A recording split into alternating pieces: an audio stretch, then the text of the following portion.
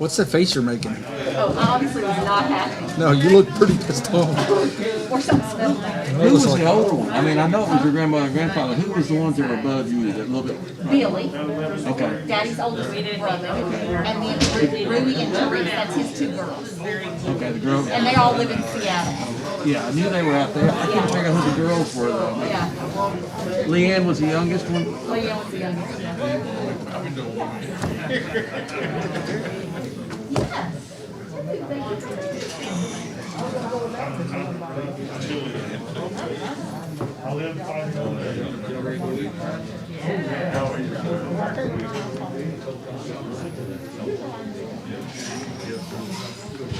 I've been logging in pretty much since we sat down.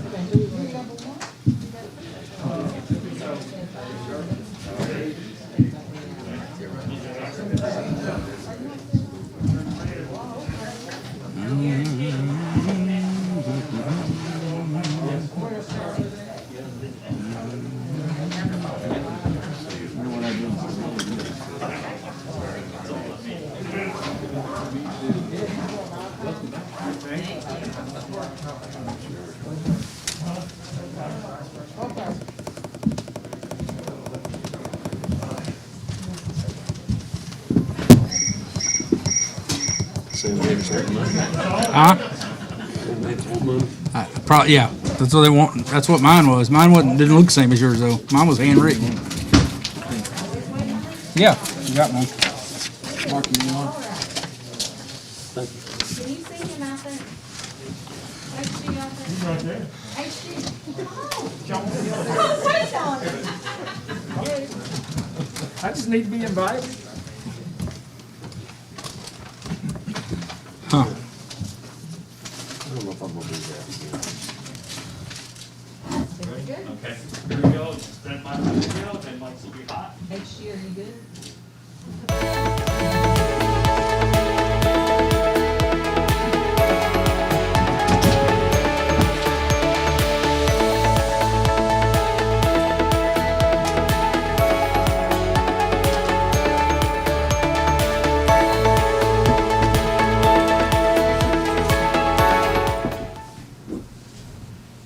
Good evening and welcome to our February Smyrna Town Council meeting. I am going to call this meeting to order. And tonight, Council Member Jerry Short will do our prayer, and our pledge is going to be done by Town Clerk Diane Waldron. So if you all stand with us, please. Let's pray. Our Heavenly Father, we're so thankful for this day, Lord. We're so thankful for the blessings that you've given us, Father. Lord, we're thankful to live in a town, in a country that gives us freedom, Father. And Lord, we're thankful for those that have fought for it and continue to protect us of these freedoms, Lord. And I just pray that you'll be with them. I pray, Father, that you'll be with those that our firefighters, our police, and all our employees in this town, Father, that do such a wonderful job. Father, we've got so many in our neighborhood that are sick. We just pray that you'll just be with them, Father, be with their families, Lord. And we know we've got some that have lost loved ones, Father, and I just pray that your blessings upon them, Lord, and that you'll comfort them, Father. Lord, as we go to into this meeting, Father, I just pray that you'll just give us wisdom to make the right decisions, Father, that are best for the town. And I just pray, Father, you'll be with us now, and I just ask this in Christ's name. Amen. Please face the flag, please. I pledge allegiance to the flag of the United States of America and to the republic for which it stands, one nation, under God, indivisible, with liberty and justice for all.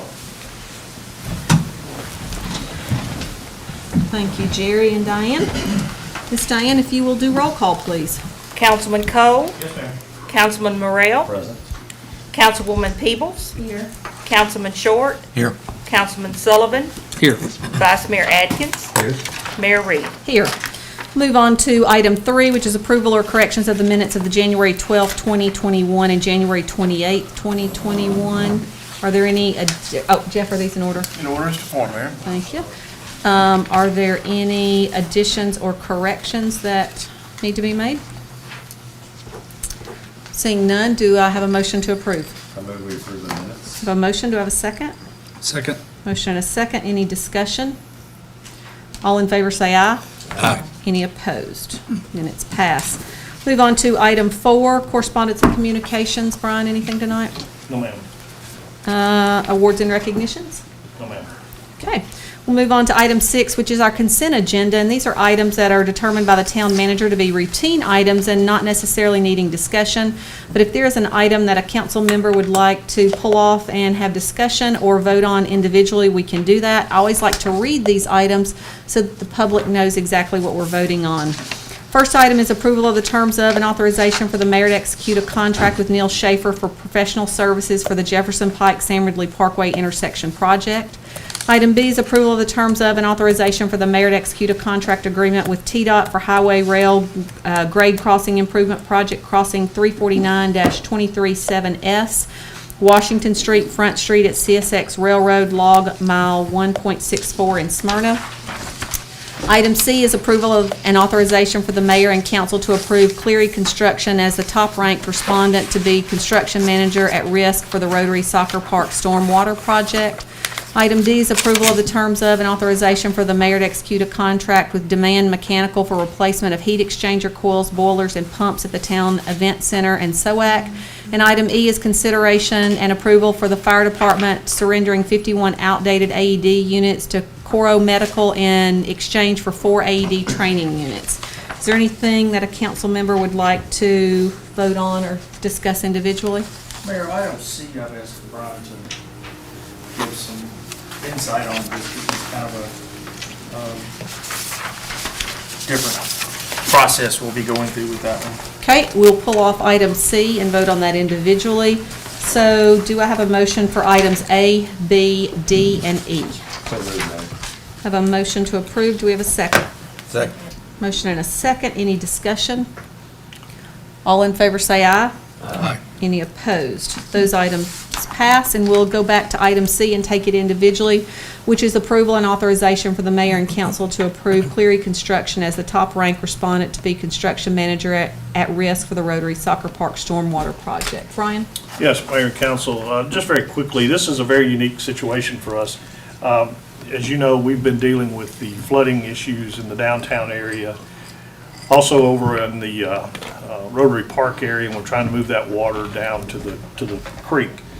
The original bids that came in were quite exorbitant because of the topo of the property out there. So what we've done is we've come back and said there's another way for us to look at this, and that's through this process where we would have a construction manager who would work for the town, and the way this works is they would go out and do as build with a contractor, and they would operate kind of as a project manager for us, monitoring that project. What's unique about this is we did take bids for the project manager. The project manager, there is no cost associated with having the construction manager unless the project actually happens. So if the bids come in too high, even on the secondary look, we would nix that project for right now, and there would be no money owed. If we do the project and they're able to get it affordable for us through their efforts as a construction company and with the engineers, and we do the project, then the construction company would be paid a percentage of the overall cost. So it's kind of a unique look, and it's kind of a way for us to have a secondary look at this project without it costing us any money. Does everybody understand that? Did I go in circles there? In a square, but that's okay. In a square? Yeah. It's just a very different way for us to do a project, but it's a no-risk opportunity for us to take a second look. Thank you, sir. Anybody else have questions? I do now. Sure. So what was the reason behind deciding to do it this way? Because the first look, under normal circumstances, working with an engineering company and going out for bids was excessive. It was just the project, the value of the project versus the expense did not meet. Okay. And we run into that from time to time with flooding projects. It's, we do the best we can to resolve those issues, but there is a point of no return on some of those, so. So this was the better option from a This is the fiscal most, definitely the standpoint? better option. Okay. Any other questions? Then we need to go back and approve item C under the consent agenda. Do I have a motion to approve? So moved. We have a motion. Do we have a second? Second. Motion and a second. Any discussion? All in favor, say aye. Aye. Any opposed? Item C under the consent agenda passes. We'll now move on to old business. Tonight, we have 6 public hearings. So our first one is consideration of a resolution relative to a plan of services for properties located on tax map 55, parcels 4.01 and 5.02. Kevin? Yes, Mayor and Council, these first 3 items are all related to the same request, and this is a request, or the plan, this is the plan of services for the annexation request. This is required under the urban growth boundary legislation. The town would be providing all services to these properties on the effective date of annexation, except for water, as this does lie within Consolidated Utility District's service area. The Planning Commission did review and did recommend approval of this plan of service. Questions for Kevin on this? Seeing none, then I will go to the public to see if there's anyone here to speak for or against this item. Seeing no one, I'll close the public hearing and go to council for a motion. I'll move we approve. A motion, do we have a second? Second. Motion and a second, any discussion?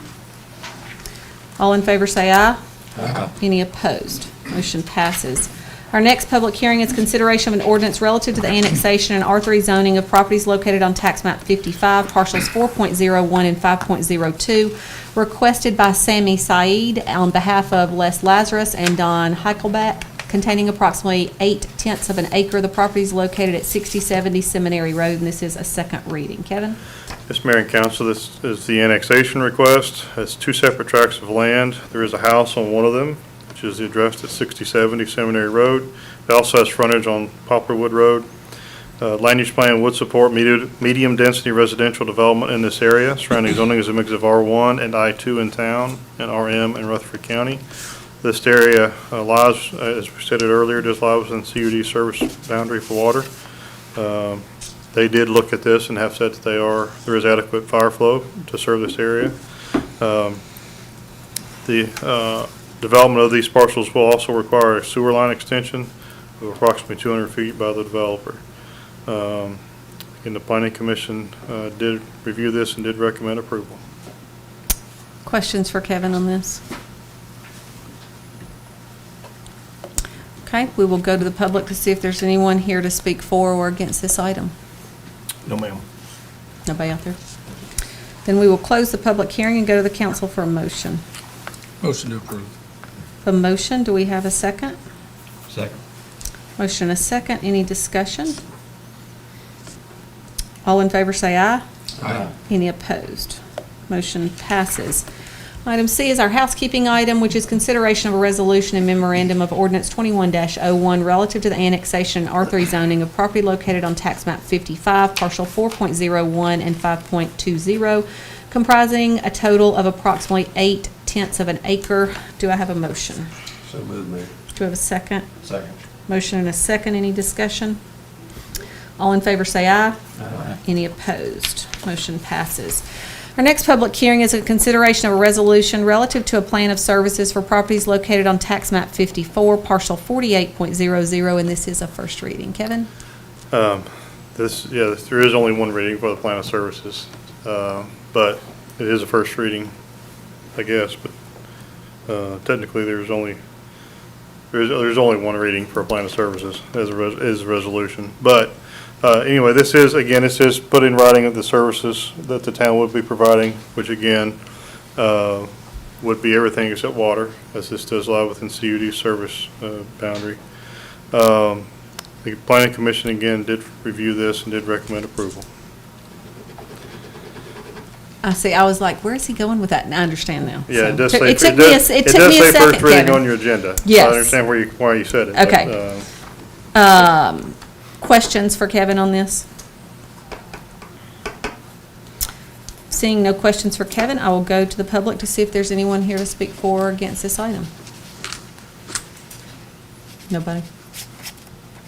Then I will close the public hearing and go to the council for a motion. I move we approve. A motion, do we have a second? Second.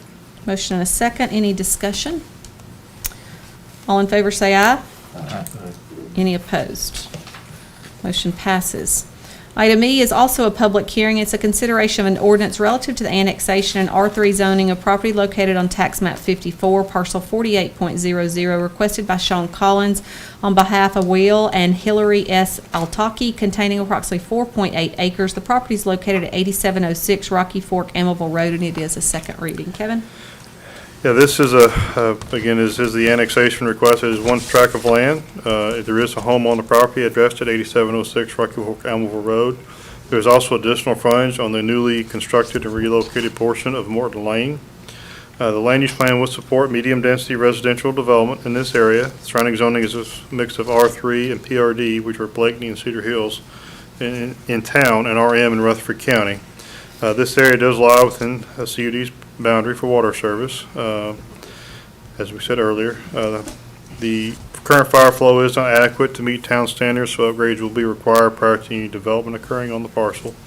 In addition, a sewer main will be required to be extended by a developer for any development to occur. The Planning Commission did review this request and did recommend approval. No changes since first reading or workshop. That's correct. Any questions for Kevin? Seeing no questions for Kevin, I will open this up for our public hearing and see if there's anyone here to speak for or against this item. No?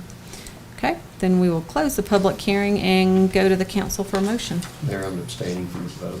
Okay, do I have a motion? Motion to approve. Second. A motion and a second. Any discussion? All in favor say aye. Aye. Any opposed? With one abstention. Ms. Diane? Item F is another housekeeping item. It's our consideration of a resolution and memorandum of ordinance 21-02 relative to the annexation and R3 zoning for property located on tax map 54, parcel 48, comprising of approximately 4.8 acres. Do I have a motion? Motion to approve. Second. Motion and a second. Any discussion? Abstain. All in favor say aye. Aye. Any opposed? Motion passes with one abstention. Item G is also a public hearing. It's a consideration of an ordinance relative to the rezoning of property located on tax map 27O, Group D, parcel 10.00, requested by Huddleston Steel Engineering on behalf of Dr. Egbert Ribeiro to go from C2 to PRD. The property requested to be rezoned contains approximately 2.14 acres and is located on Pinto Drive, and this is a second reading. Kevin? Yes, Mayor and Council, this is a rezoning request. It's on Pinto Drive, about 400 feet south of the intersection with Enon Springs East. Land use plan would support an office, retail, multifamily mix here, and surrounding zoning is a mix of R4 and C2. This proposed PRD is for development for 22 townhouses. Access would be from Pinto Drive in 2 locations. Minimum square footage will be 1,100 square feet. The density is about 10.28 units per acre. This is one that has come to Planning Commission a couple of different times, and they have reduced the density from 27 down to 22 as it was recommended by Planning. Again, they did recommend approval with 3 conditions. A water line will have to be extended from Joyner Drive to serve the development. The gravity sewer will have to connect to the line on Joyner Drive near the proposed detention pond for the development, and an easement will have to be obtained from the adjoining property owner to achieve that. And a type C buffer strip is required along all property lines other than along Pinto Drive. Questions for Kevin? Seeing no questions for Kevin, I will go to the public to see if there's anyone here to speak for or against this item. Seeing no one, I will go to the I'll close the public hearing, go to the council for a motion. I'll move we approve. Thank you. I thought everybody was asleep. Do we have a second? Second. Motion and a second. I was gonna make it. Any discussion? I just need a clarification. Sure. I know we've talked about this a couple of times. So you said just a moment ago about the buffer that's going to go around it. Right. What kind of buffer? It's a type C buffer, which is, it's not the most extensive buffer. It's a type D is the more extensive one. Has a berm as well. Does abut, it is multifamily abutting commercial and multifamily abutting, duplex zoning. So it does require a heavier buffer than than some zonings. So what would require. that look like as a type C? What does that look like? It's a 15 feet thickness, and it has a quite a few evergreen trees and shrubs in it, that are, trying to remember the exact spacing. Can't recall exactly off the top of my head, but it is, a thick buffer, again, with trees and shrubs both in it. Okay. But it does not, it will be level with the ground. It won't have a berm as a part of it. Because I thought about that as I was driving by it yesterday on the duplex side and wondered how the buffer would look. So Right. I just wanted to get clarification. It'll be consistent all the way around. Of course, it's a heavily wooded lot already, but it's going to be obviously cleared off as a part of the development, so. Okay. Other questions? We have a motion and a second on the floor. All in favor, say aye. Aye. Any opposed? Motion passes. Our last public hearing tonight is a consideration of an ordinance relative to the rezoning of properties located on tax map 28, parcel 116.00 and 117.00 to go from R1 to C2. It's requested by James Victory on behalf of Fruitwood Properties LLC. The properties requested to be rezoned contains approximately 2.79 acres and are located at 1896 and 1907 Rock Springs Road, and this is a second reading. Kevin? Yes, Mayor and Council, this is a rezoning request on Rock Springs Road. It's about two tracts of land located about 900 feet east of the intersection with Stonecrest Parkway. The land use plan would support an office, retail, multifamily mix here. Surrounding zoning is a mix of R1 and C2. The Planning Commission did review this and did recommend approval. Questions for Kevin on this? Seeing none, I will go to the public and see if there's anyone here to speak for or against this item. Seeing no one, I will close the public hearing and go to the council for a motion. Move to approve, Mayor. A motion, do we have a second? Second. Motion is second. Any discussion? All in favor say aye. Aye. Any opposed? Motion passes. We'll move on to item 8, which is our new business, and under the Planning Commission report, our first item is consideration of an ordinance relative to the annexation and R3 zoning of property located on tax map 49, parcel 39.01, requested by RHB LLC, containing approximately 13.16 acres. The property is also referenced by 1294 South Lowry Street, and this is a first reading. Kevin? Yes, Mayor and Council, this is an annexation request with an R3 zoning. The property is addressed as 1294 South Lowry Street. It's accessed, there is a crossing over the railroad tracks, as well as frontage at the end of Corner Drive. It also has access to Burton Farms Drive, though it's not utilized at this time. The land use plan will support low-density residential of 0 to 4 units per acre in this area. Surrounding zoning is R3 in town and RM and CG, which is a commercial general zoning in Rutherford County. The town would be providing all services to this area upon annexation except for water, as this does lie within CUD's water service area. Sewer is available from Burton Farms, and CUD has indicated there is sufficient flow for hydrants.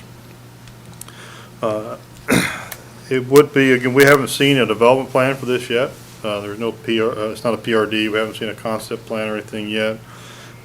We talked about it at the Planning Commission. I did want to address it since there is an access to this property from Lowry Street, which is why I assume the county has given it an address of Lowry Street. It doesn't have any road frontage on Lowry Street, but it is where it does have an access there. Again, this is just for, again, we discussed it at the Planning Commission, so I want to address it here as well. It would be staff's recommendation, if this annexation is approved, that upon development of this parcel, that the access to Lowry Street be eliminated. It will have to remain for the adjoining tract, but as far as access to this tract, that it would be for it to be closed off, and would only utilize Burton Farms Drive and Corner Drive for access to this development. The Planning Commission did review this and did recommend approval. Questions for Kevin on this? Kevin, what did you say the adjoining tract was zoned in the county? It's CG, which is commercial general. I don't know what it's exactly used for. There's some semi-trailers and all parked back there.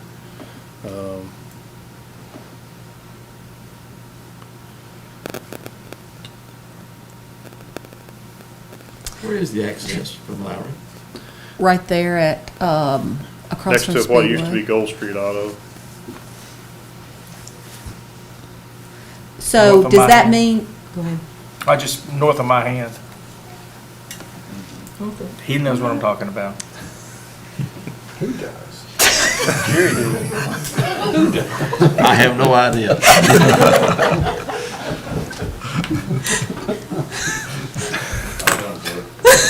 There used to be a little gas station right there called My Hand back when we were in school. Is that where they cook the Boston butts now, HG? I think it's a taco place It's a now. taco place now. Does that mean, does that mean the access to Lowry on the other side would also be closed as well? Well, I mean, it would have, that property's only access, or it's the only frontage they have. They really don't have any frontage at all on that other track. But they do access it, they utilize it for the business that is located there. So, But do they have, should they be accessing it for the business that's located there is my question. Right now, it's empty. No, right now they park cars up there on the top. Gold Street just sold and they. But I'm it's telling you, empty. I drive by there every day. They're still parking cars because I was hoping that was gonna go away. It was empty yesterday, so maybe they parked them back. So that's my question is, will that access be cut off so that that parking behind that brush and stuff is gone? that's actually on, that piece is in the city already, and that's on, well, it's on the right of way. Part of it is on the CSX right of way. That's on the Smyrna side of the railroad track, so to speak. So that, the part I'm talking, the access that I'm talking about, the business I'm talking about is on the other side of the railroad track. But because that's gonna be cut off on that side of the railroad tracks, would it also be cut off on the other side as well? Well, I Because mean, that's what goes over, right? Yeah, it goes over there to access, I mean, they do use that, I mean, they have been using it for the Gold Street has been using it. But the business on the other side of the railroad track is still gonna have to, I mean, I don't know if we can cut that business off that's on the other side of the railroad Okay. track, because I think that's, I would tell you, that's the only access I'm aware of that they have. Codes is working with the new owner of the Gold Street shop Right. about the parking over there, and we, Well, the Hopefully- trailer's gone, right, so, we're working on that to try to get that okay. resolved. I just didn't know if it would I didn't know if it would affect on that other side as well. I mean, CSX actually owns a strip of land in between the Gold Street building and where they were parking the vehicles. The CSX actually owns that strip of land and has provided these two properties have access Okay. across it. I mean, as this develops, you know, if that crossing remains, they're gonna have a They're lot gonna of use it. traffic in and out of that, through that subdivision from outside the neighborhood to get to that crossing, all those kind of things will happen. Yeah. And so, I mean, I think it just makes sense that it be I agree. closed, at least with regards to this parcel, as it develops. Okay. So you're saying they'll put barriers up to? Either barriers or when they develop, it'll be someone's backyard or something like that. I mean, I think we can, the gravel that's there, it's just a gravel access. It could be removed and that sort of thing. We get a site plan, we can take a look at that. It'll be with the I was subdivision gonna say, is that plat. where we catch it? Because it's Yeah. just a recommendation right now. It's so- just a zoning It request. would right be now. when the plat comes in. Yeah. Okay. Yeah, I mean, their first step will be a sketch plat that'll look at the whole track, and then they'll bring in a preliminary plat for each phase and that sort of thing, but that'll be where it'll be talked about at that time, and at the planning commission level. Questions for Kevin? Do we have a motion, or anything from, Mark or Tim? I think you covered it all. Okay, do we have a motion? I move we approve. Do we have a second? Second. Motion and a second, any discussion? All in favor say aye. Aye. Any opposed? Motion passes. Item 2 is consideration of an ordinance relative to the rezoning of property located on tax map 28, parcel 44.07, to go from R6 to PRD. This is requested by Greg Waldron, containing approximately 91.66 acres. The property is located on Old Nashville Highway, and this is a first reading. Kevin? Yeah, this is a rezoning request for a fairly large tract of land, 91.66 acres. They have requested it to be rezoned from R6 to a PRD. It's on Old Nashville Highway, about 1,000 feet northwest of the intersection with Sam Ridley Parkway. Land use plan would support a couple of different things for this, a tract this size. Some of it was an office, retail, multifamily mix, and then part of it was just a straight multifamily zoning. Surrounding zoning is a mix of R6, C2, and PRD, which is the Ashton Creek Farms PRD across Old Nashville Highway from the site in town, and R2 and A, which is agricultural zoning in Laverne. The proposed PRD is for development containing 1,283 apartment units, which is a density of 14 units per acre. Units will be divided into 4 separate complexes, which will be built, one at a time, one phase at a time. Access would be from Old Nashville Highway via a new public street, as well as an extension of Needham Drive, which is that portion of it is currently under construction as a part of the Stone Trace development adjacent to this. There would also be a new public street which would connect to the large property to the east, which that would provide an additional connection besides to the property to the east besides Genie Lane. Units will be largely 1 and 2 bedroom units, range from 750 to 1,100 square feet. Block 4 would also have some townhome units that could be up to 2,000 square feet. All units would be masonry and cement board siding. The streets are part of the streets, not all the streets, part of the streets are proposed to have a landscape median and parallel parking and for a portion of them. The front setbacks would be 20 feet instead of a typical 35. They're asking for that just to provide a more urban feel to the streetscape. A large park area is proposed, which will be maintained and used by all 4 phases, and each individual phase will have amenities as well. Did attach the proposed plan to it. They also attached the traffic study, which was submitted. The Planning Commission did recommend approval with the condition that because of the landscape medians and some landscaping within the right-of-ways, that the town would require a maintenance agreement with the Property Owners Association for maintenance of those areas within the public right-of-ways, which is something we've done many times.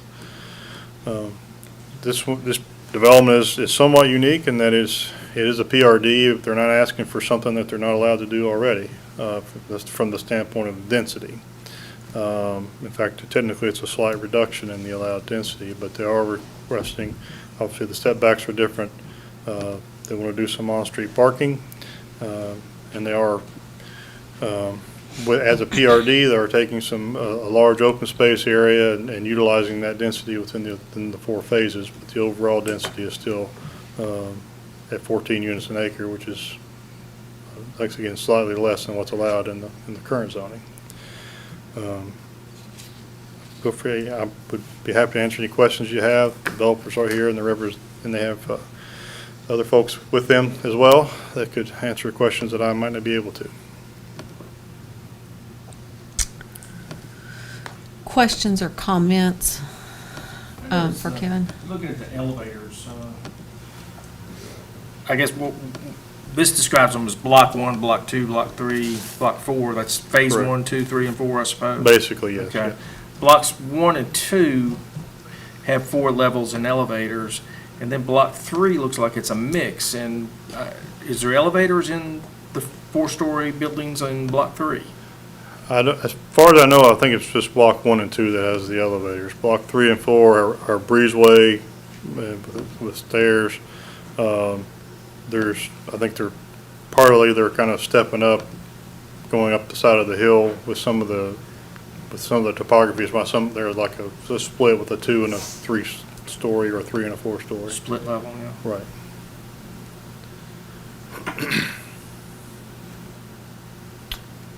And then So- block 4 is strictly 3 levels. There's no 4 level there, or? There are 3 levels on the apartment. The townhomes are 2-story, but the 3 levels for the apartment piece of it. I think, I counted, there's about 50 townhomes shown. So the apartments are 3 levels, but they won't have elevators.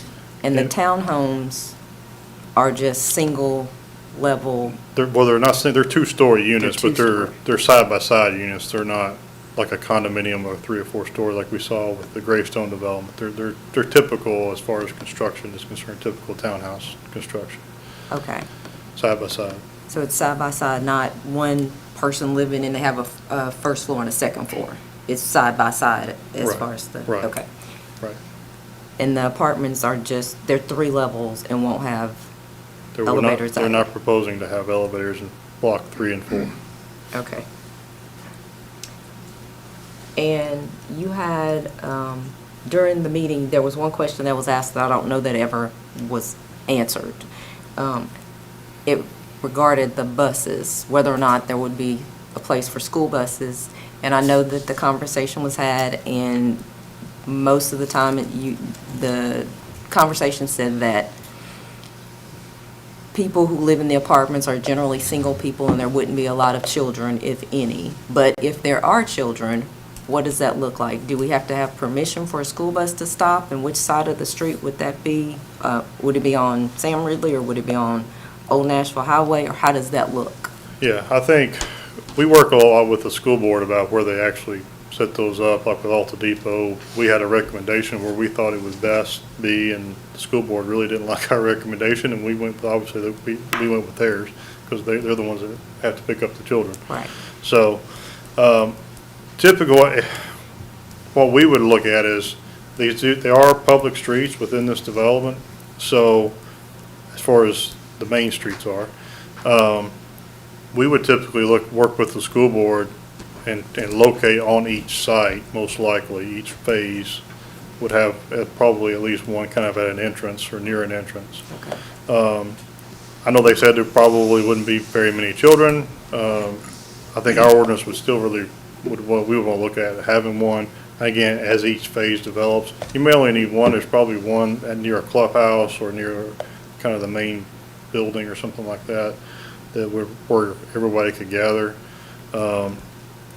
We will again work with the school board as far as the best location for those, but.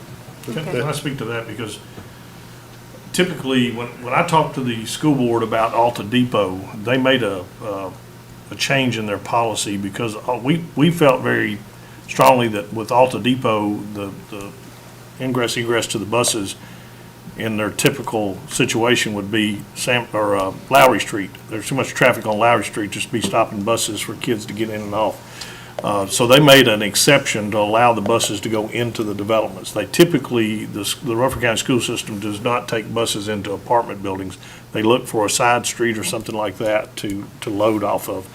They did make an exception. I personally talked to Mr. Spurlock about that one and explained our situation with the traffic situation, and he agreed to work with us on that one. So we may be able to go back, depending on the size of this one and the locations, but that's not typical protocol for the Rutherford County School Systems to go into.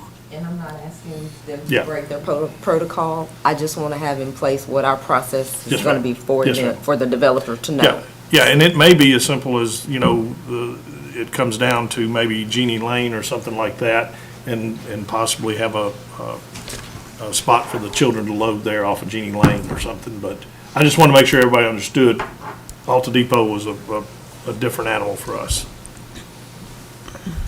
Okay.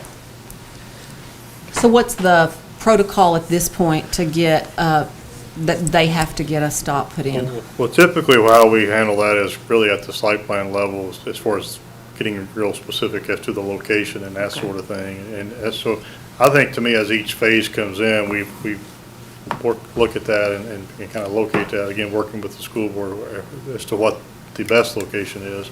I know they said there may not be very many children there. I still think we need to accommodate for it. I don't think you personally. can assume that. You just Yeah. don't, you know what I mean? You don't never know, so. I mean, yeah, I know they're typically 1 and 2 bedroom units for the Right. most part. That does tend to Right. lead to not necessarily having children, but it doesn't mean they're not gonna be there for 100%, so. So that's something you can handle at that point. We would typically look at that at the site plan as far as really locating it, on the site. Are you good with that? Okay. Are you okay with that? If that's typically where it's addressed, I just don't want it to get overlooked. I agree. I understand. Okay. Other comments and questions? Are these owner occupied?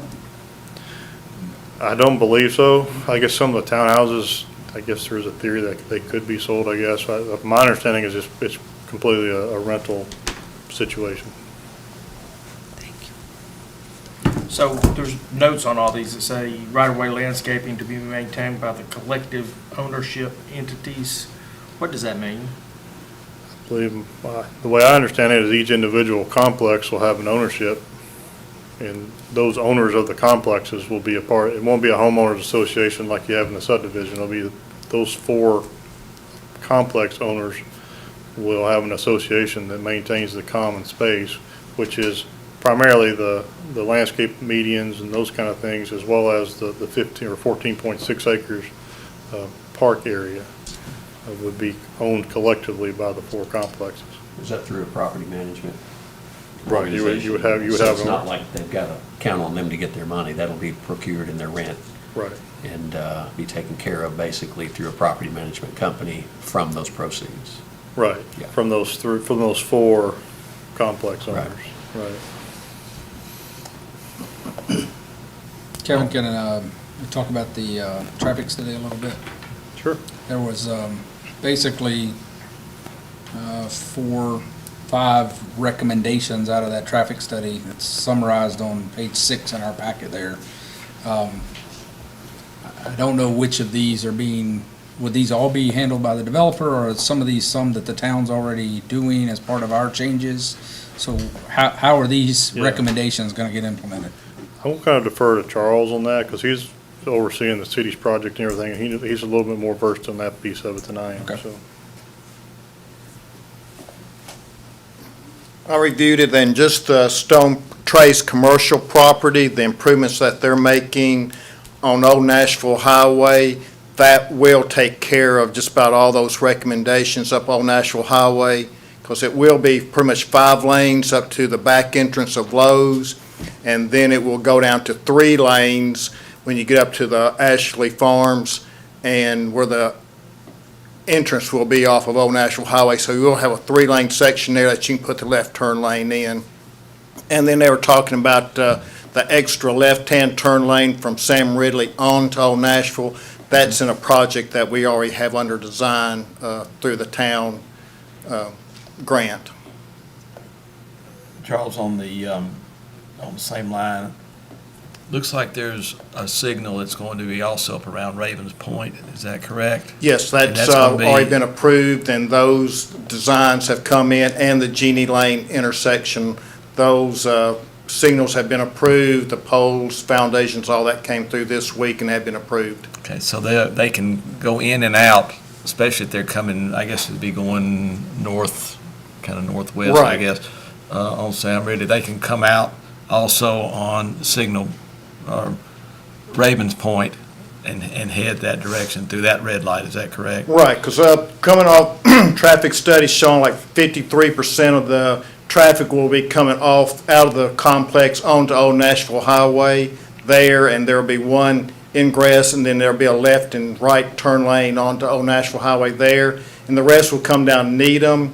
When they come down to Needham, they can come straight down to Sam Ridley and make a right turn only.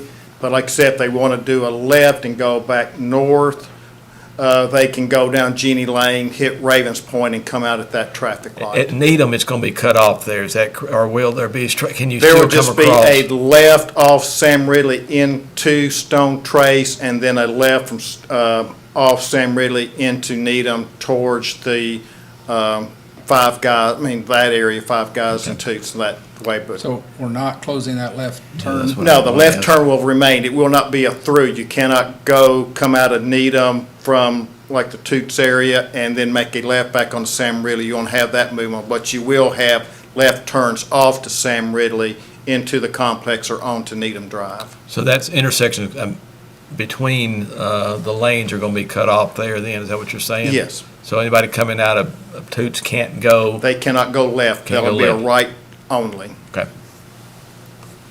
I guess I'm still not following the left into the subdivision. So you're saying you'd be able to come Yeah, from if you're Sam coming Ridley in from front of Old Toots Nashville and turn Highway, left in? you can come up and make a left into Stone Trace.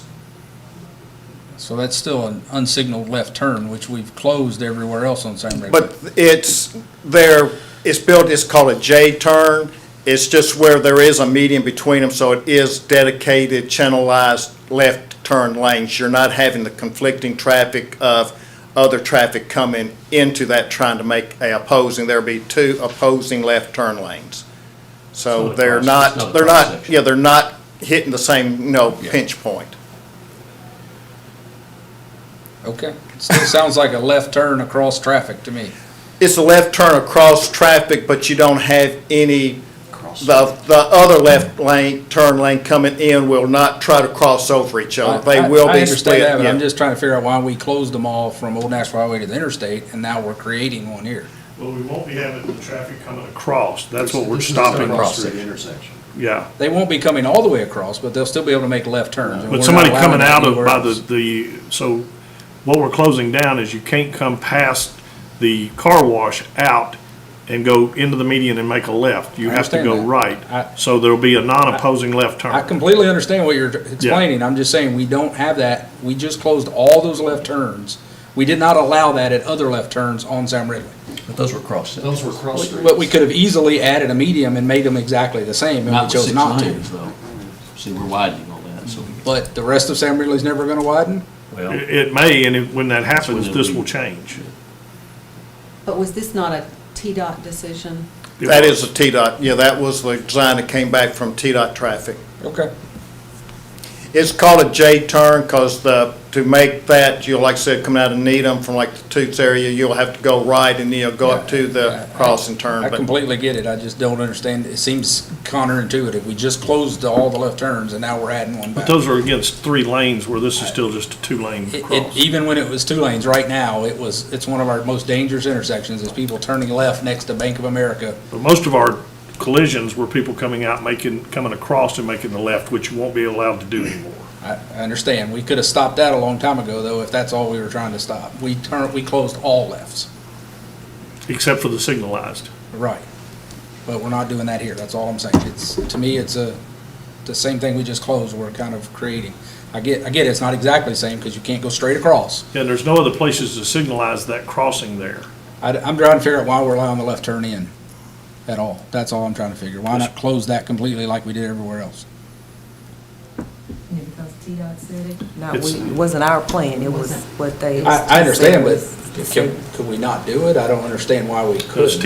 TDOT decision, it's their road. it's mainly because we just didn't want to put a traffic signal in there and then you got the Cheney Road again. Not saying a situation. traffic signal, I'm saying close the left turn altogether. We had no say in that. We couldn't do that. I think part of it does relieve the Old Nashville intersection as well, so people won't all have to use that intersection to then enter into Ravens Point. There'll be a section there where they can go up, get into a J turn and make a safe left. Am I correct about that? Yes. Okay. And they'll be offset, so your sight distance better, you won't be lining up straight on, so your sight distance, they'll be offset, so you get a better sight distance to make that left turn lane, that movement. I will guess agree to disagree. I don't understand it. To me, it seems like you're doing the same thing. Why didn't we create this on the other parts of Sam Ridley if this is so efficient? Before we had to widen the road now. If this is so efficient, why hadn't we already done this?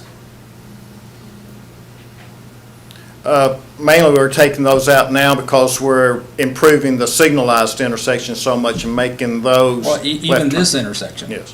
Why hadn't we already done this some time ago? I just don't. Just there wasn't a need for it at that time because the Needham on the other side didn't exist. So it's just something we just haven't Okay, done. all right, we'll go. Well, another thing too, and Tom just texted me, with 60,000 cars a day on Sam Ridley between Old Nashville Highway and I-24, and from Old Nashville Highway back towards Motlow, it reduces down to 20,000 cars. Well, at one So it has point, something to do with the traffic patterns and the traffic at flow. one point, from Old National Highway to I-24 was 20,000 cars, and we didn't plan very well for the future, which is why we created an F interchanges all up through there. I'm talking about, I understand, right now, it may be okay, but we all expect Sam Ridley to widen all And I the way think to when Murfreesboro Road. when at that some point. widens, then that situation will change. A signal will be put there or it'll be closed. If we're making changes, it just made sense to close it now. I don't understand the difference, but that's fine. Other questions? I did have a question, but it's not related to that. So this may be a Kevin question. Y'all think you're off the hook? Okay, thank you. I have one for Charles Mill, if I can Okay, ask him then- first. Just in looking at the state transportation plan, did I see that Laverne is going to improve Old Nashville Highway up to, from Sam Ridley to Jefferson Pike? I haven't seen that, I haven't looked at their plan, I haven't seen that. I haven't seen it on the MPO or anything of that nature. That was talked about, and I've asked my counterpart in Laverne, that project is not on their radar right now. I thought, I looked at it, So it it's been three talked different about. times, and it talked about money being appropriated from the state for that. And then it also talked about money being appropriated for Jefferson Pike to be improved from Old Nashville Highway to, that's their business, okay. Good luck to them, I hope they get it done. Anything else? Now, there is a red light going at Old Jefferson and Lowry Street. Yeah. That's the only improvement that I'm aware of, and that's gonna take probably 24 months to get done, so. It's all yours. Thank you. So my last question about this project has to do with the green space or the open space. And the park, I understand that the park there's gonna be a 15-acre park. However, that park is not coming into fruition till like phase 3, is what I heard said at the planning commission meeting. So since it will be down the pike, as far as the open space for the phases 1 and 2, does it still meet our criteria for open space before we get to the 15-acre park that won't be in place for another 6 to 9 years based on the time frame that was set? Their each individual site is having open space and improvements that are going to be specific for those phases that would meet our requirements. They will, Yeah. okay. I just Yeah, want to make sure. The large open space basically puts it kind of way over what we require. Okay, just making sure. Sure. So how many buildings do not have elevators? Well, it's And that in- may be a SEC question. It's block 3 and 4. If I can get to those pages. There was some conversation, I think it was about 50% of the units will be elevated. Yeah, block 3 has 1, 2, 3, 4, 5, 6, 7, 8, has 10. And then, block 4 has 2, 5, 8, 11. And then there's also about 6 or so buildings, or actually 7 buildings that are townhomes that won't have them in there as well, so. The buildings in phase 1 and 2, if you look at the total number of buildings, there's fewer buildings because of the elevators, there's fewer buildings. Because there's an economy of scale of having the elevators that function for more units that way with fewer buildings. Okay.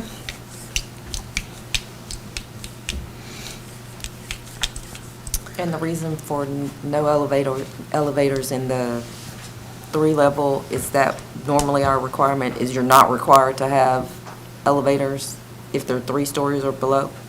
As far as the requirement of elevators, I don't know that we don't have a specific requirement of elevators. I'll let SEC Okay. or maybe the developer can answer why they chose not to do elevators in those two phases. Thank you, sir. If you will state your name and what company you're with for the record, please. Yes, ma'am. SEC, Matt Taylor, located 850 Middle Tennessee Boulevard in Murfreesboro. We're excited about the project. We think and hope you agree that the changes we've proposed are a plus to the project. To answer your question about why some units have elevators and some don't, are strictly, we're trying to be more inclusive. This project, we intend and believe that it'll set a new mark as far as rental rates in Smyrna, but we still want to try to hit another price point that we can capture another user, basically. And so it has to do with price point. Other questions about the project?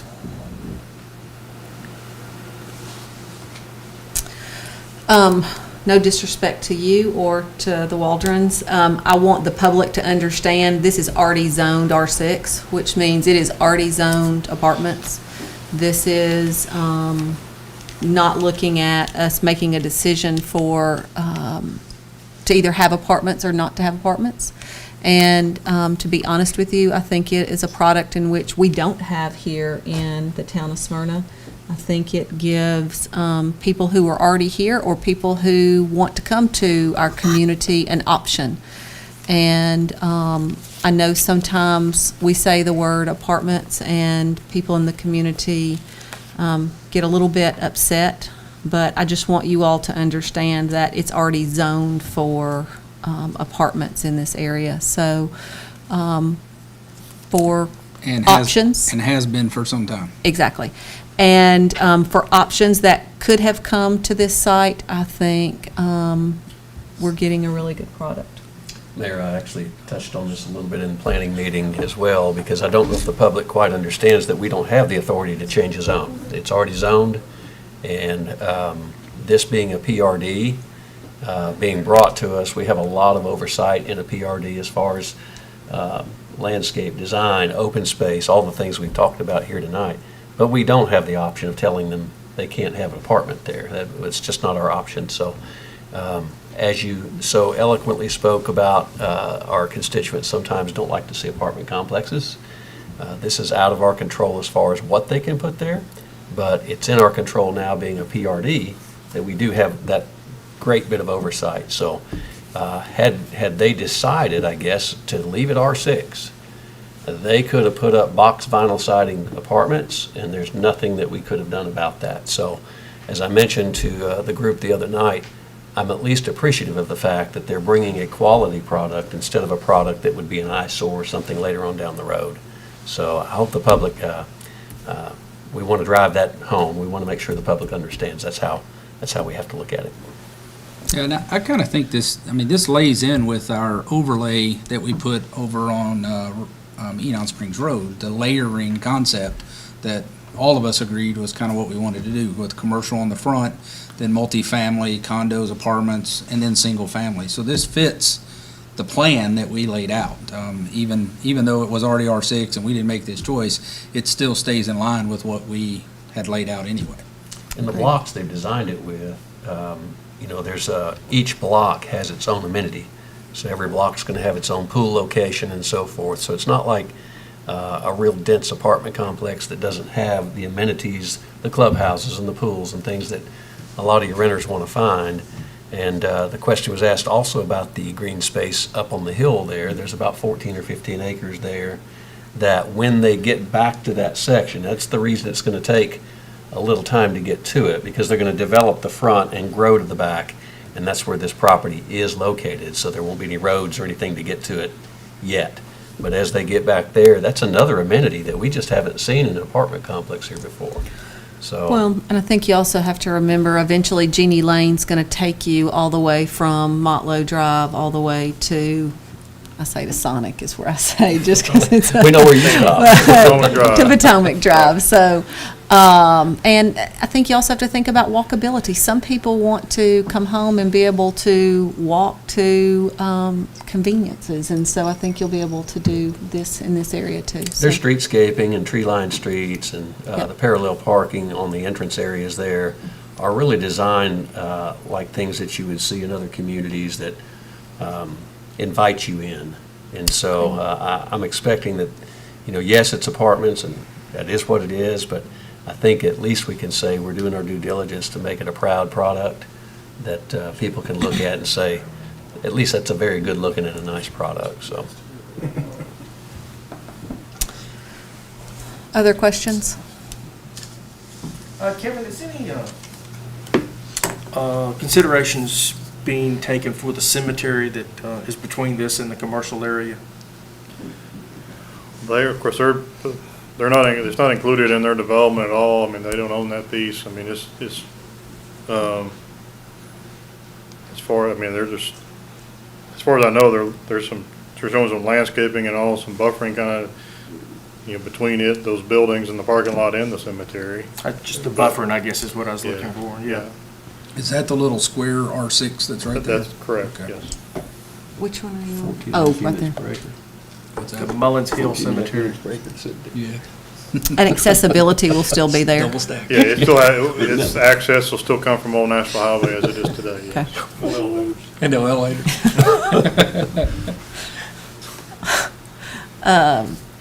Any other questions or comments? Okay, then, anything, Tim or Mark, from you guys to pass on from planning? No, I mean, I think you guys have covered it correctly, and in great detail, thoroughly, thank you. I was looking for that word. I would ask, that, if the council's kind of interested in the product, if they go to Murfreesboro Medical Center Parkway around Jonathan's Embassy Suites, that's part of what you'll see from a TDK project. And I guess the thing that stuck with me during the meeting is, Greg Waldron, it was mentioned that the Waldrons did want to make this a legacy product, and that's why they brought in a TDK to do this. They talked about target market being what they're seeing is the young female professional, $60,000, $70,000 a year that has a dog that, and there are dog parks included, and that's what these were geared toward. There's also going to be an anticipation, Mayor, you mentioned the walkability as far as restaurants that develop on the front end, where you kind of develop that community and that walkability factor where we see less roadway usage when it comes time to, grab a bite to eat or to shop and buy something. It's there. The only other thing that I would add was we talked about Jeannie Lane, where it's going to be signalized. There will be a synchronization of traffic lights to help with traffic flow, and that's part of what we're doing with the intelligent system. And so with that, the way the project's going to be brought in, the way it's going to be signalized, the intersections, the ingress and egress, will it have an impact on traffic? Sure. Will it be something that's just something that's not well planned out and less impactful? No, I think it works. Other comments? Do I have a motion? I move we approve. A motion, do we have a second? Second. Motion and a second. Any other discussion? All in favor say aye. Aye. Any opposed? Motion passes. Item 3 under the Planning Commission report is consideration of a request for the abandonment of a portion of the existing right-of-way of Morton Lane from Blakeney Partners General Partnership. Mr. Mayor and Council, this is a request from Blakeney Partners GP for the town to abandon the existing, or a portion of the existing right-of-way of Morton Lane. This would be basically the portion from Rocky Fork Allenville Road, going back to the point where it intersects with the newly constructed and relocated right-of-way. The Blakeney Partners GP was required to relocate Borton Lane as a part of the development of Blakeney. That construction has been completed. A final plat has been approved by the Planning Commission dedicating the new right-of-way and creating a new lot zoned R3. The plat also would incorporate the existing right-of-way into the newly created lot if the council does approve this request. I did attach their letter, the legal description exhibit, and the approved final plat for your information there. The Planning Commission did review this and did recommend approval. Tim or Mark, anything to add? Do I have a motion? I move we approve. Do I have a second? Second. Any discussion? All in favor say aye. Aye. Any opposed? Motion passes. Package Liquor Board report. There were no applications for the town council to consider at this time, so we'll move on to item C, which is consideration of an ordinance to create the Town of Smyrna Municipal Code, Title 6-401 to 6-405, relative to the policy and procedure for distribution of unclaimed property by the police department. This is a first reading. Jeff? Mayor and Council, this amendment would allow what previously was a burdensome issue for the police department, where items that were unclaimed would have to go through the state's Office of Unclaimed Property. This ordinance, which was chiefly drafted by MTAS as a model ordinance, would allow the police to dispose of these items just like we do with Gov Deals. They could also have an auction, but typically here at the town we use Gov Deals, and they'd be able to put that on there after at least 60 days. The officer's supposed to make a diligent search to try to find the owner. But even at that point, if the owner comes up even after 30 days, within 30 days of the sale, then they could still receive the value of what was paid for that. Questions for Jeff on this? Do we have a motion? Motion to approve. Do we have a second? Motion and a second. Any discussion? All in favor say aye. Aye. Any opposed? Motion passes. We'll move on to item D under new business, which is consideration of an ordinance relative to the amendment of the Town of Smyrna Municipal Code, Title 8, Alcoholic Beverages, Chapter 2, Beer, Section 8-214, 1, 2, 4, and 5, permits for certain premises prohibited. This is a first reading. Jeff? Yes, Mayor and Council, and as we kind of discussed at the workshop, there's a couple of reasons why I've proposed this amendment, ordinance change. One is that we've noticed I think there's been 5 restaurants that have been denied beer permits in the last 3 to 4 months. And it seems to be as we have increased density, we're decreasing in opportunity for restaurants and those types of establishments that want to sell beer, and obviously it's usually important if they're selling any type of mixed drinks to also have beer. So they're unable to come in due to certain distances. Right now for on-premise, it's 500 feet, and that's from a school or daycare, hospital, church, etc. But the odd thing also is that under the state license, which is for anything over 8% alcohol content, there is not a distance requirement, and the state is the authority that regulates anything over 8%. The town only regulates beer, which is under 8%. Looking to some of our neighbors, the city of Murfreesboro, Clarksville, Franklin, they have totally removed their distances as well.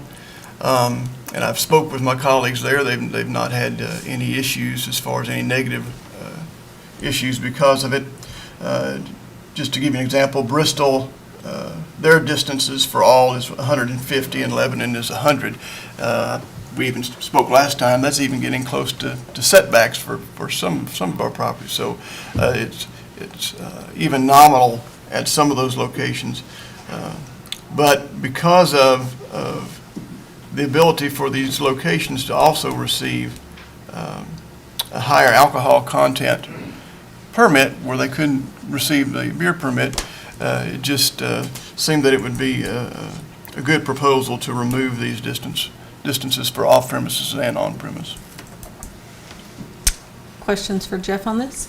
So if I understand it correctly, if the objective is to eliminate the consumption of alcohol within a certain distance, it can't be achieved because of the state of Tennessee and what the law says or doesn't say or does permit. So what we have before us is you can, at any one of these establishments that we listed, you can go out and buy a higher alcohol limit, but you can't buy a lower alcohol limit. So if the objective is to eliminate a distance or create a distance for alcohol to what we've talked about that you've mentioned, it can't be done because of what the state has in place. Correct. You could buy whiskey, but you could not buy beer at those locations. And you could BYOB, you could bring your own to those Sure. locations. So it doesn't keep you from drinking in those locations, it just keeps you from selling lower content alcohol. correct.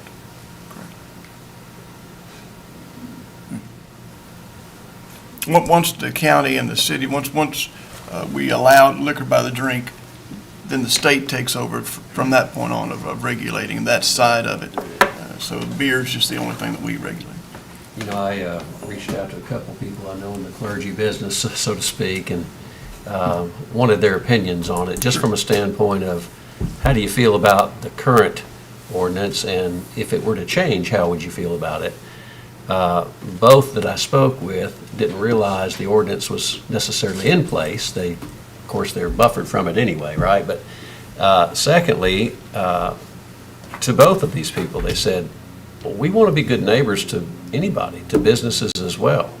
So their take anyway was they didn't see a need to block people from having an establishment or business because the church was there first.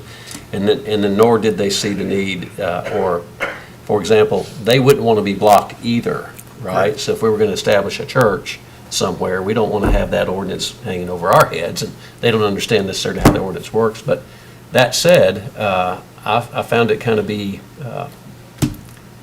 they didn't realize it was restricted, and they don't have a problem with it being restricted, so. And it's important to note as well that this does not remove any of the other prohibitions or provisions, such as having to serve meals and lunches at tables. Those types of things are still in place. There's still numerous issues that could bring the permit holder back to the beer board because of some infraction or criminal activity. Anything like that would still be under the authority of the beer board to take actions if we had issues. Questions for Jeff? Do I have a motion? Motion to approve? Do I have a second? Second. Any discussion? All in favor say aye. Aye. Any opposed? Motion passes. Item E is consideration and approval of an amendment to the town's PTO donation policy included in the employee handbook. Jeff, Craig coming in? Yeah, he's coming in. Good How are evening, you? Mayor, Council. Brian did a really good job last time explaining this PTO donation policy. We are asking you to consider and approve an amendment to it.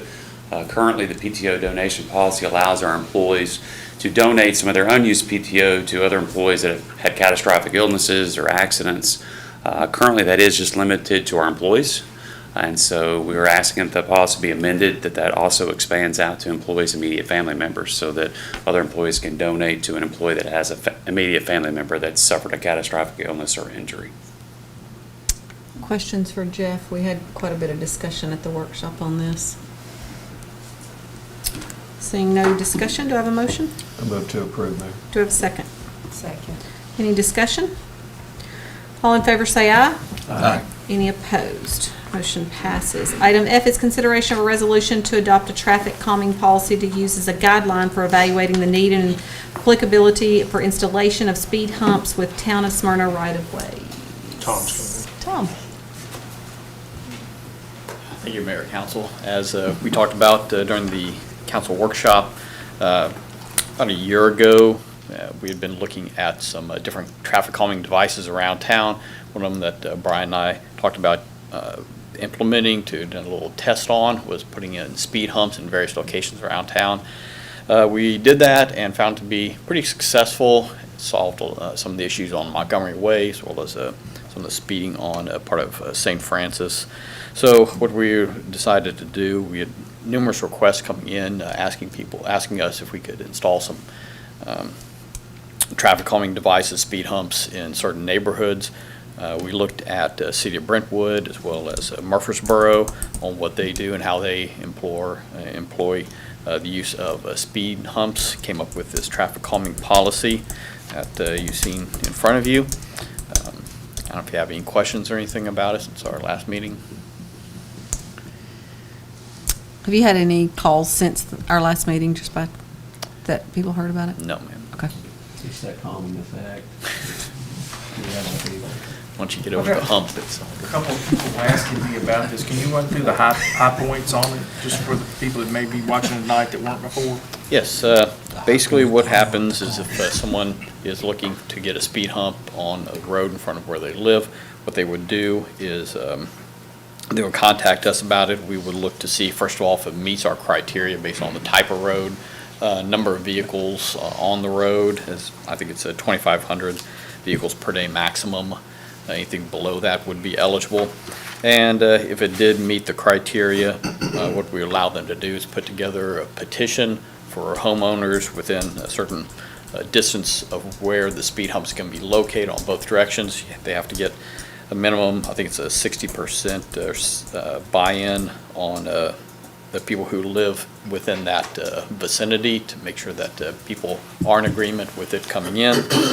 And then the people, either the HOA, or if there was a subdivision that did not have an HOA that was requesting it, the people within that home area would be required to put up 60% of the cost of the material on the project. As we discussed last time, it's about $3,500 to $4,000 total for the cost of these, so the homeowners or the HOA were responsible for about 60% of that cost. The other cost that the city would bear would be the labor costs as far as installation of these devices. Also, when it got to a certain point, if a road got extended or widened and got to a point where it was not eligible to have speed humps, we would come out there and remove the speed humps. There would not be any kind of money given back to anybody at that time. We would just go out there and remove them. I will tell you, one of the things we talked about, some of our citizens may be going, why do I have to put skin in the game? Of the speed humps that we were able to put in the test period on Montgomery and then again on St. Francis, it was interesting. We had several people call thanking us, several people calling asking us to take them up because they did not want them in their neighborhood. So we felt it very strongly that this is something that the neighborhood has to be in sync about. As far as the traffic calming, and to do that, they need to participate in the overall project. Is this ordinance modeled after any other, or? City of Brentwood and Murfreesboro. Murfreesboro and Brentwood. So Murfreesboro does the same thing? Same thing. Okay. Other questions? Do we have a motion? So moved. Do we have a second? Second. Okay, motion and a second. Any discussion? Actually, I'd like to discuss one thing, and we did talk about it at the workshop, and so I had asked at that time about what other alternatives would there be, and right now, based on the discussion we've had, this is the best alternative if there is an issue in a neighborhood. So I also want to just reiterate that. It's not that if this doesn't work, there's 5 other options based on having looked at what is going to be the most successful. This is it. We did speed humps, we did rumble strips in some areas, we put some flashing lights on some of the signage in some areas. This was probably the most effective. Not going to say it was the prettiest. I witnessed a couple of folks on Montgomery Way, but it achieved the the benefit of what we were trying to do. Right. They slowed down to let another car go over the speed hump so they could go out to the center lane and pass through, but they were going slower going through there, so it was the most effective way to calm the traffic. And we've looked at other options. Yes, is ma'am. what I We've wanna done make sure tests on others. that and- citizens know. Yes, ma'am. Good question, thank you. Other questions?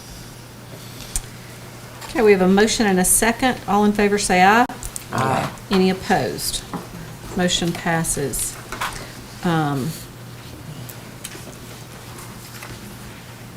Item G is consideration of an ordinance amending Title II, Chapter 1 of the Smyrna Municipal Code relative to the Arts Commission, and this is a first reading. Jeff? If you recall, Councilwoman Peebles kind of spoke to the why, and then I'll allow her if she would like to, but just as far as operationally from the town attorney's office for this amendment is simply just a deletion of Title II, Chapter 1. So we would not be making any additions, we'd only just subtracting. But I guess if there's further, if you want to discuss any of the reasons why we went to this, I'll Ms. Okay. Peebles will give that. I'll just expound on that a little bit. So the commission was created prior to any other types of art-related organizations being in the town. And now there are several organizations that address issues related to the arts, such as Carpe and the Smyrna Cooperative, the Smyrna Artist Cooperative, excuse me. And so now that there are other opportunities for people to participate in the arts, we've looked at what the commission does and what its role needs to be. And we discussed how to make this a less restrictive organization, with also allowing for more inclusion of participants.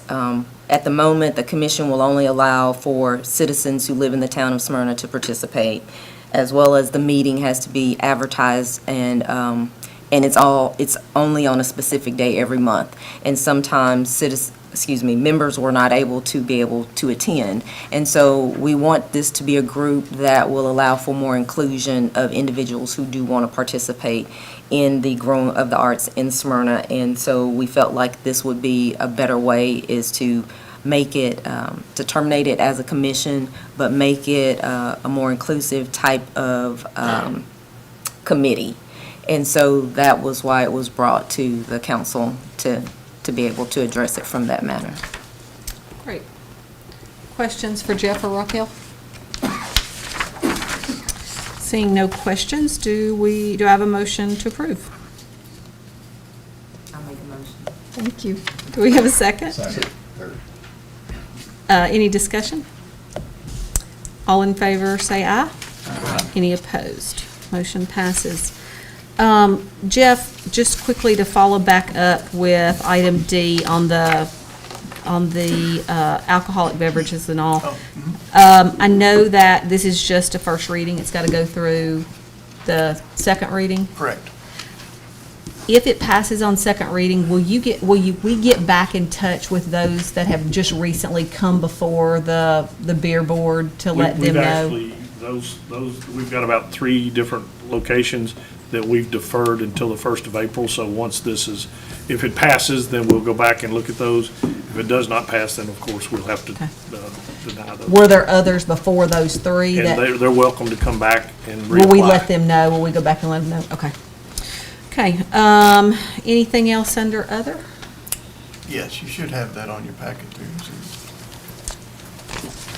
Okay. Do you have it on there? You have it on your packet? I can hand out the hard copies if you need. It is on the digital. Okay. Yeah, I was going off the other. I'm sorry. No, you're good. Mayor, Council, Hold on, do you want me to start it, or are you good? Oh, I'm Going good in? with it. Okay, go ahead. This is just a settlement summary for the town council's approval in the Reeves et al. Versus Town of Smyrna et al. This will settle 16 of the 17 claims in this matter. And so just bring it before you. I do recommend approval, but we just need your vote on that.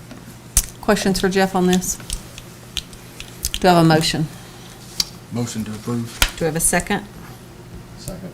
Motion and a second. Any discussion? What's the possibility on the last one? Right now, I don't see there's always a possibility, but likelihood at the moment is not there. But we still have a long period of discovery ahead of us, so that could change at any time. Other questions? We have a motion and a second. All in favor say aye. Aye. Any opposed? Motion passes. Anything else under other? Miss Diane, anything? Brian? Except I have a new great grandbaby. I saw that picture. Sure was sweet. Almost forgot that one.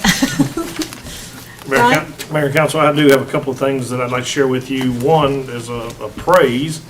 Today, I received a letter in reference to our codes department, and I wanted to share that with you, that this gentleman shared with us that he received the CO on his home and his garage, and he wanted to reach out and thank the codes department for all the help and guidance on this personal project. The inspectors were always very professional and willing to communicate.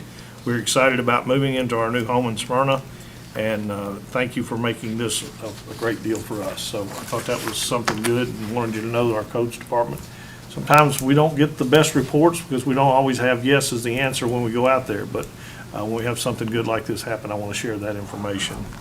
The second part of my, I've got 2 or 3 things here, but the second part of this is, again, I have to share some not so pleasant news. I just wanted to share with you that we had 2 employees that were affected by deaths in their family. Keith Weatherly, whose dad passed away, works for us at the wastewater treatment plant, and then Kyle Gill.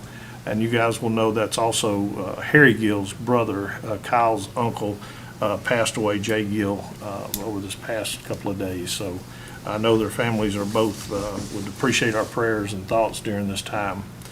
I want to remind everybody that the town offices will be closed on February the 15th in observance of President's Day. So the town offices and most of our offices will be closed. But again, I just want to thank our fire, police, water treatment, wastewater treatment, and our Parks Department for being here, and we'll be providing services to the community during that time, but the offices will be closed. The last thing I wanted to share is we're going into income tax season. I'm very proud to announce that we will be hosting a VITA site here at Town Hall. It'll be in the back of Town Hall on the downstairs area. A lot of people will remember it as the old police department entrance. But if your household earned less than $66,000 in 2020, you're eligible for VITA. It's a free tax prep program. It's powered by the United Way of Rutherford County, who we partner with. We are serving as a free site for folks to come in. You can call.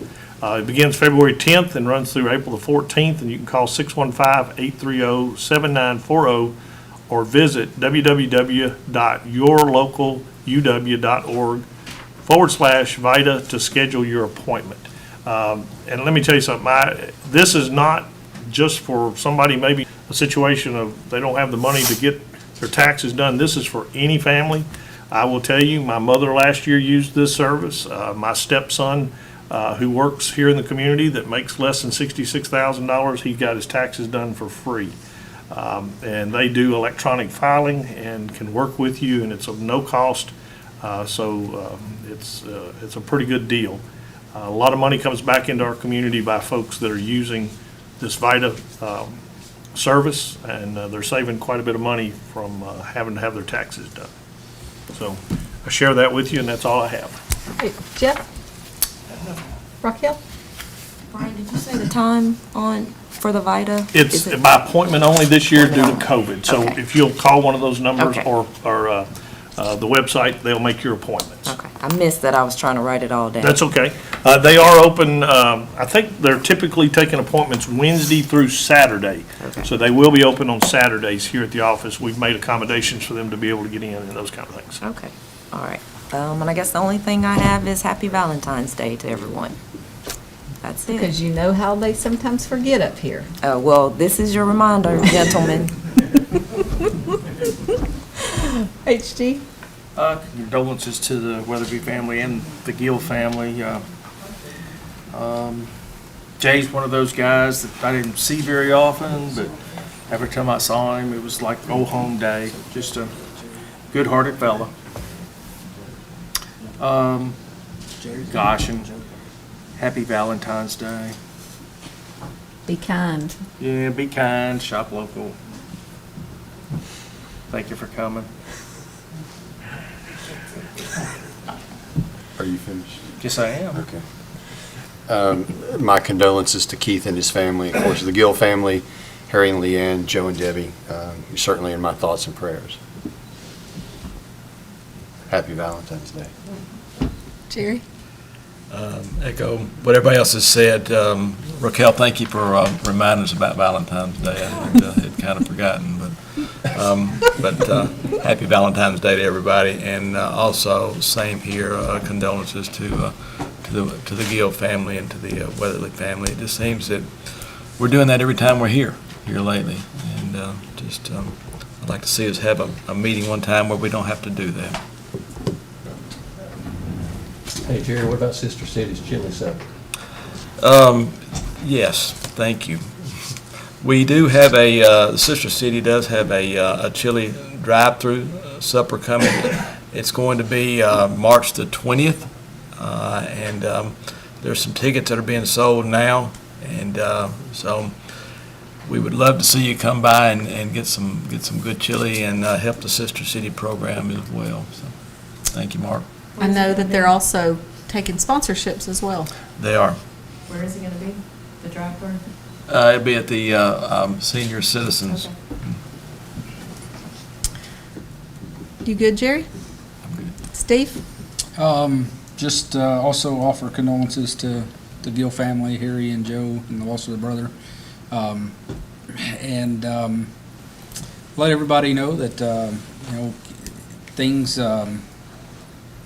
things may seem calm and peaceful everywhere, but I found out this week that 1st Med Battalion, which is the Navy unit my son is attached to, is deploying to the United States, which never happens, but they're going to be deployed to cities around the country to help administer the vaccine. So if you see military folks out in your town, they may or may not be local. So just thank them for what they do and realize that even in times of non-war, there's still a lot of activity. Great. Thanks, Steve. Mark? Happy Valentine's Day early, Connie, in case you're watching. Doesn't count. I did wear my red tie for you tonight, so I didn't forget, but I really appreciate you guys having our backs. Absolutely. So, I also want to wish my condolences to the Weatherly family and the Gill family, to Joe and Debbie and Harry and Leanne. That's Joe and Harry's brother. So nobody likes to lose a brother and or sister, and so just prayers and condolences to them. Also, Rex Gaither has a grandson who's battling some health issues, and kind of got some encouraging news from Rex last time we met. So I'm hoping that continues, and our prayers for the Gaithers and all that family over there for Drew, and to continue to hopefully heal. Also, Chief, I saw something today on the Harrell family. They're still battling quite a bit of illness over there, Braxton and Jerry and the bunch. So we want to continue to keep those people in our prayers too. There's a lot of sickness in that family, and they really need it. So that's all I have. Great. I did not get a sheet if I had anything. Was there anything for me? Okay, good.